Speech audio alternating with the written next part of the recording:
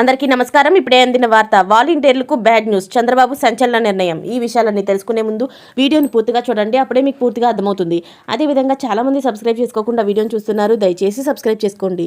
Subscribe చేసుకోవడం వల్ల నేను చేసే ప్రతి వీడియో అప్డేట్ మీకు ముందుగానే నోటిఫికేషన్ రూపంలో వస్తుంది. అదేవిధంగా లైక్ చేయడం మర్చిపోతున్నారు, దయచేసి లైక్ చేయండి. లైక్ చేయడం వల్ల ఇటువంటి ఇంపార్టెంట్ ఇన్ఫర్మేషన్ చాలామందికి రీచ్ చేసిన వాళ్ళు అవుతాం. ఇక లేట్ చేయకుండా వీడియోలోకి వెళ్ళిపోతాం.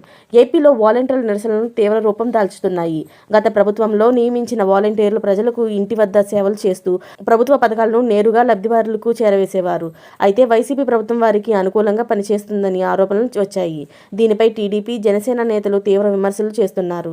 2024 సాధారణ ఎన్నికలకు ముందు పలువురు వాలంటీర్లు రాజీనామా చేయడం చర్చనీయాంశంగా మారింది. వైసీపీ నేతల ఒత్తిడితోనే వాలంటీర్లు సమూహంగా రాజీనామా చేశారన్న ఆరోపణలు కూడా వచ్చాయి. కూటమి ప్రభుత్వం అధికారంలోకి వస్తే వాలంటీర్లకు ప్రాధాన్యం ఇస్తామని, వేతనాలు పెంచుతామని హామీ ఇచ్చారు. కానీ అధికారంలోకి వచ్చిన తర్వాత వారిని పూర్తిగా పక్కన పెట్టారు. పింఛన్లు, సచివాలయం ఉద్యోగులే లబ్ధిదారులకు ఇంటికి వెళ్లి ఇస్తున్నారు. దీనిపై వాలంటీర్లు ఆందోళన తీవ్రతరం చేస్తున్నారు. వాలంటీర్ల నిరసనలు చేపడుతున్న ప్రభుత్వం నుంచి ఎలాంటి స్పందన కూడా రావడం లేదు. దీంతో ప్రభుత్వం పూర్తిగా వాలంటీర్ వ్యవస్థను పక్కన పెడుతున్నట్లు అందరూ అభిప్రాయం వ్యక్తం చేస్తున్నారు. అయితే ప్రభుత్వం వాలంటీర్ వ్యవస్థపై త్వరలోనే నిర్ణయం తీసుకోబోతున్నట్లు తెలుస్తుంది. విజయవాడలో వాలంటీర్లు వెనక్కి నడుస్తూ నూతనంగా నిరసన చేపట్టారు.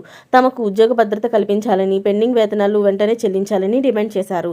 ప్రభుత్వం దీనికి సానుకూలంగా స్పందించేంత వరకు నిరసన కొనసాగుతూనే ఉంటుందని హెచ్చరించారు. వాలంటీర్ల సంఘం రాష్ట్ర గౌరవ అధ్యక్షుడు జి ఈశ్వరయ్య మాట్లాడుతూ ఎన్నికల సమయంలో ఇచ్చిన హామీలను నెరవేర్చడానికి డిమాండ్ చేశారు.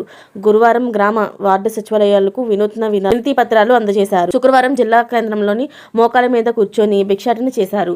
వాలంటీర్ల ఆందోళన వారికి ఎదురైన సమస్యలు, ప్రభుత్వ వైఖరిపై సమగ్ర దృష్టిని పెట్టాల్సిన సమయం వచ్చిందని, ప్రభుత్వం ఆదుకుంటుందా లేక నిరసనలు మరింత పెరుగుతాయా అనేది వేచి చూడాల్సి ఉంది. మరిన్ని లేటెస్ట్ అప్డేట్స్ కోసం ఛానల్ని సబ్స్క్రైబ్ చేసుకోండి. Thanks for watching friends.